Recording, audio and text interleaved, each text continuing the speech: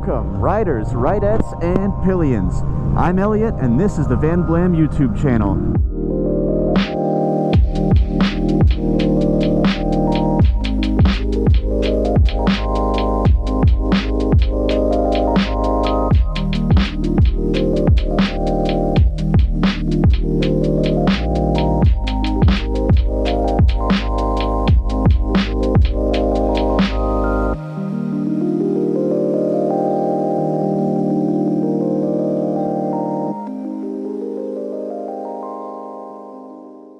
You know, ever since I got my 2019 Triumph Speed Twin about a year ago, the internet has been telling me that I'm supposed to hate the suspension on this motorcycle. And I don't want to tell the internet that it's wrong, but I just don't mind it. I've done over 6,000 miles on this bike now, on all sorts of roads, in all sorts of conditions, and I have never once thought to myself, gosh, this suspension sucks. It seems like the motorcycling internet is full of discussions, particularly among people who are heavier than me and ride more aggressively than I do, who insist that Triumph needs to offer an upgraded Speed Twin, or perhaps a Speed Twin R. Now, I've already weighed in on that in some recent videos. I'm not going to rehash it all here, but something that's kind of caught my attention in my comments sections lately is people saying, yeah, you might be okay with the stock suspension, but you don't know what you're missing. People say that a properly built, properly set up, that's the important part, properly set up suspension could completely transform this motorcycle's handling and bring it more in line with the power that this engine offers, you know, make it a more balanced motorcycle overall. And I resisted that for a long time. My thought was, yeah, I'm sure it would be better, but if I'm fine with the stock suspension the way it is, then why spend all that money upgrading it? But a couple of things have started to change my mind on that. One, the front fork springs do leave a little bit to be desired. I've always disliked how much this bike nosedives under heavy braking. Two, I've been carrying a pillion a little bit more often recently, and the stock shocks are really not suited to that. And the third thing that got me thinking about suspension upgrades for this bike is that I've been learning a little bit more about the springs offered from Tec Bike Parts. No, they don't offer nearly the quality or performance level that, say, Öhlins or Nitron shocks do, but they are half the price or less of some of those premium offerings. You can pick up a full set, front and rear, fully adjustable for under $400 US. So while I'm not willing to spend $1,000 plus on a huge handling performance boost for this bike that is going to more or less be wasted on me, I am willing to spend a couple $100s on a slight improvement in the hopes that maybe I'll be more comfortable when riding with a passenger, not have to worry about as much nosediving under heavy braking, and maybe be a little bit more confident in the corners. So that's why I decided to buy the Tec Bike Parts suspension for the Triumph Speed Twin. I already installed the rear shocks, and I'm just out for a little test ride right now to make sure that nothing has gone horribly wrong. You know, when you're upgrading a bunch of things at once on your bike, especially if they are performance or handling related, you want to do a test ride in between each step so that if you have a problem, you know exactly what caused it. Right now, I can say they feel pretty good. They're definitely a little stiffer. The manufacturer says they need a couple hundred miles to run in, and also I haven't really put any real effort into setting them up, which I won't do until I've run them in a bit. Right now, I've just got the damping in the middle of the adjustment range, and the preload I wound down to one wrench width from the top, which is the recommendation from Del Boy's Garage. So in a minute, we'll get into installing the front suspension, and I'll give my review of the entire setup. But first, let's talk a little bit about the quality of these components and the installation process for the rear shocks. While Tec Bike Parts seems to have a decent reputation online, the brand does have its share of naysayers, with a lot of complaints directed at the build quality. Among the parts I received, I found some sharp edges, casting marks, and a lot of excess material. Nothing that seems like it would affect the function of these components, but you can definitely see how they're able to hit this price point. Installing the shocks is pretty simple. The top retaining bolt comes right out, but you'll have to remove your muffler to allow the bottom retaining bolt to slide clear. You can drop your bike if you want to, but that step is actually unnecessary. Swap the shocks one at a time. You'll have to prime the new shocks by fitting each one by itself and compressing it a few times. Once that's done, fit them both in place, grab a little Loctite, and replace those retaining bolts. And that's a job done. Piece of cake. Yes, it's true. I dropped my Speed Twin while I was changing the shocks. The eagle-eyed among you may have noticed my new mirrors and also my JB welded front brake lever. Don't worry, that's temporary. It was actually kind of strange how it happened. I knew that the bike would sag when I took one of the shocks off, but I thought that taking the left shock off would cause it to sag more to the left because now there's less support on that side. And I even propped up the kickstand to compensate for that. But when I took the left shock off, it actually leaned to the right. After that, once I took that big heavy muffler off, that moved the center of gravity far enough to the right that the bike went over. Lesson learned, don't work on your motorcycle with it perpendicular to a sloped driveway. Now, beautiful though it may be, this motorcycle is not meant to be a museum piece, so I'm not mad about a couple scuffs. I'll replace what I can and just live with the rest. What I am feeling though is embarrassed. Embarrassed that I can't seem to get through a single job with this bike without screwing something up. Yeah, we all gotta learn this stuff somehow, but unfortunately my learning experiences tend to be expensive. My longtime viewers will know that this is not my first encounter with the Tec Bike Parts suspension components for this motorcycle. Last summer I bought a pair of their progressive fork springs, but I bailed on installing them when I couldn't even get the fork tube top nuts off. I made a video about the whole thing, but don't go back and watch it. Seriously, do not pause this video and go back and watch that one. No, I mean it, don't. Part of the reason I've decided to reattempt this job is because after I posted that video, I got a lot of, constructive comments. It seemed that the biggest thing I did wrong was not loosening the fork tube pinch bolts that hold those top nuts on tight. Another reason I'm feeling confident enough to reattempt this job is that this time I've got a shop manual. This one doesn't say Speed Twin on it, but it's for this current generation of liquid-cooled Bonnevilles just in general. And it says Thruxton on there, which is pretty much the same bike, so we're gonna go with this. The first step is to use some sort of motorcycle lift to get the front wheel off the ground and relieve the tension in the springs. Then you want to gently get your handlebar out of the way. So now we've reached the point where I got stuck the last time I attempted this job. What I was trying to do was just use a 30mm socket to undo these top nuts here on the fork tubes, and they are stuck on there pretty good. So good, in fact, that I actually broke my torque wrench trying to undo them. What I was supposed to be doing, according to everyone in the comments, was loosening these pinch bolts first. Now, the instructions for this product don't mention anything about pinch bolts. The videos about this process from Stuart Fillingham and Del Boy's Garage don't mention anything about pinch bolts. But sure enough, the shop manual tells you that you gotta undo those pinch bolts before you can take the fork tube top nuts off. So if nothing else, this is teaching me that I will not work on any motorcycle without the shop manual close at hand. Anyways, let's see if we can get this undone a little bit. There it is. The other mistake I was making before was, of course, using a torque wrench to try to undo something, which is a big no-no. This time, I'll be using this large bar. Moment of truth. Oh my God, it worked.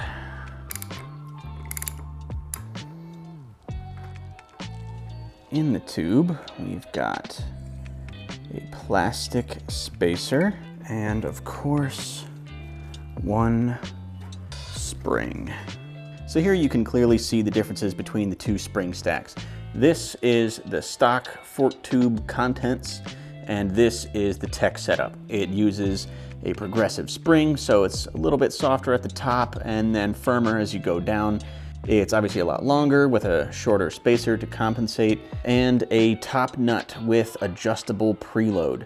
The one part that you do actually have to reuse from the original stack is the O-ring on the factory top nut. So let's take that off and move it over here. The spring goes in first, of course, tight side up, followed by the spacer, which just kind of rests there, and this washer. And then those threads take, and we're in business.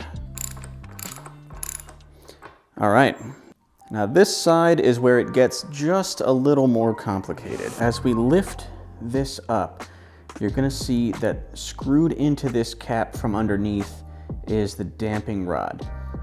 So we need to grab onto that with this 14 mil.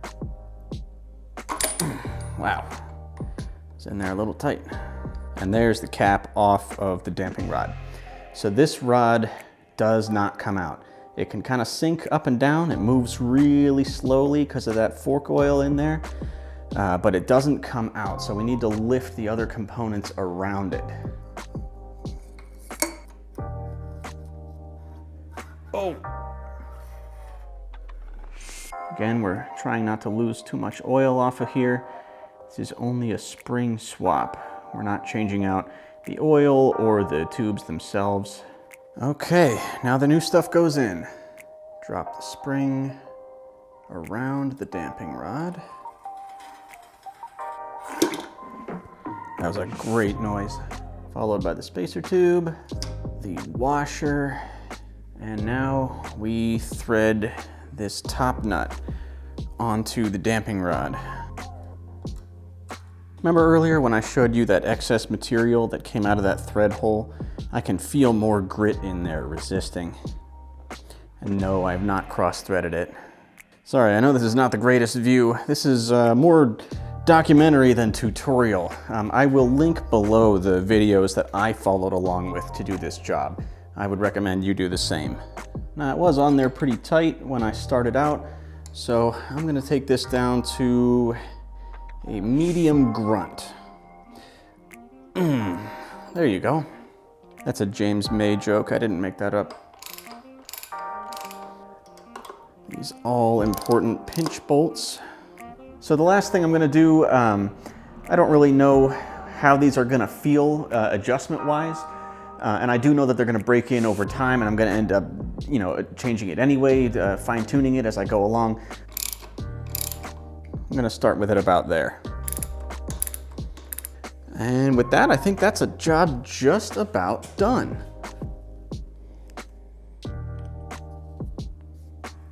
All right, would you look at that? I'm ending this job with the same number of torque wrenches with which I started it. Amazing.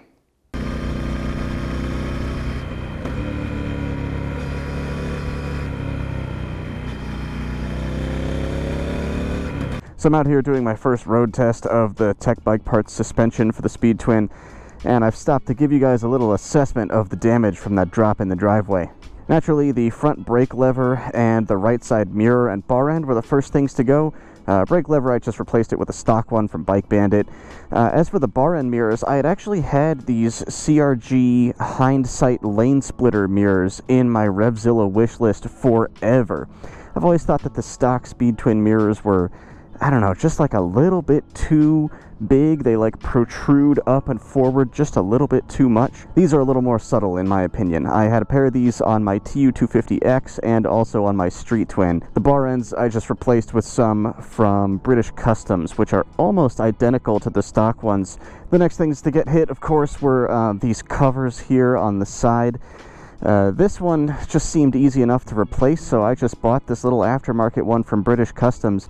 I'm not normally the type of guy who goes for the cafe farkles, you know, like there's people who gotta have the anodized aluminum oil filler cap and the anodized aluminum front brake reservoir cap. This is my first foray into something like that, and I honestly could care less. It just seemed easy enough to replace, so this stuff down here, that's gonna stay for a while. I might try to touch it up with a paint pen or something, but I also might just leave it. It's not the end of the world. And lastly, there's a little scuff here on the end cap of this muffler. I've always been kind of indifferent about these mufflers. I might replace them someday, I might not. Who knows, maybe this will get me to change them a little bit sooner, but honestly, that doesn't bother me. I know that some people have the time and patience and care to keep their motorcycles in showroom condition no matter what. But for me personally, if a motorcycle that I own doesn't have a couple scratches on it, that means I'm not getting my money's worth out of it. Let's get back out on the road and assess this new suspension. I think this Camaro might want to help me with my video. My God, this bike is fast. You know, even though I think the stock springs are fine for my riding, people make a really good point when they say that this bike is not well balanced. Like, the handling may be here and that may be fine, but the power is up here. Upgrading the suspension even a little bit can help bring those two things into balance. And I can tell you that this bike does feel just a little bit sharper around the bends. I was just on the GW Parkway, which is a very bumpy road, and I was feeling it. These springs are definitely a little bit stiff. Granted, springs this cheap are always going to have some sort of a run-in period, so that's kind of to be expected. They may smooth out a little bit over time. I also have not tried fine-tuning any of the adjustments, again, just because I know they're going to soften up over time. I'll worry about that later. Even as is, though, they seem to have made at least a slight improvement in the handling.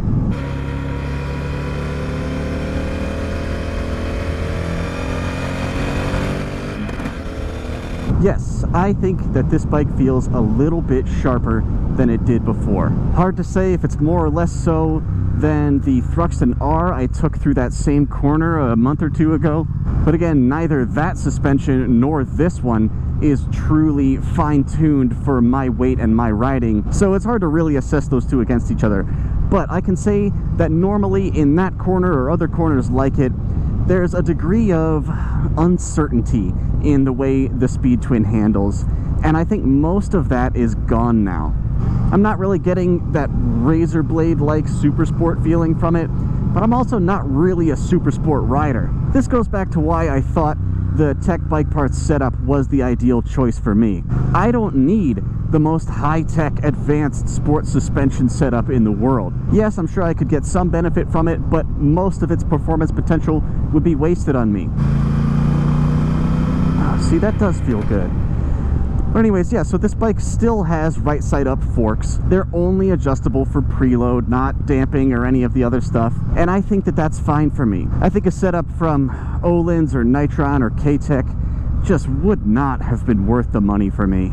But paying 400 bucks for a decent quality adjustable suspension setup that makes an improvement in the handling, that I can get on board with. So there's going to be more to talk about with this setup as time goes on, as I fine-tune the adjustments and maybe get my favorite Pillion's opinion on the ride quality. But that will all come in later videos. I just wanted to get this one done and published. I already had to skip a week while I waited for these parts to come in, so thank you for bearing with me. So anyways, if you have any thoughts on the Tec Bike Parts suspension for the Speed Twin or any of the other Triumph Modern Classics, leave them in the comments below. If you think this was a total waste of money and I should have either gotten something nicer or left it completely stock, be sure to explain why. And if you think I'm an idiot who couldn't even adjust his own chain without, say, grenading the engine, then go ahead and say so. I know I've got a long way to go and a lot to learn about wrenching. Maybe I'll pick up a used Dual Sport so I can get all of my mistakes out of my system on that instead of on my nice Triumph.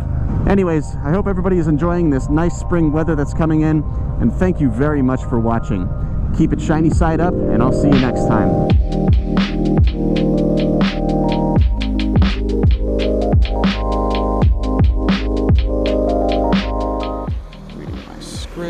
Cars go by. Why is it so hard to find an empty parking lot? It's a nice spring day. Everybody's like, oh, I know what to do. Let's go park.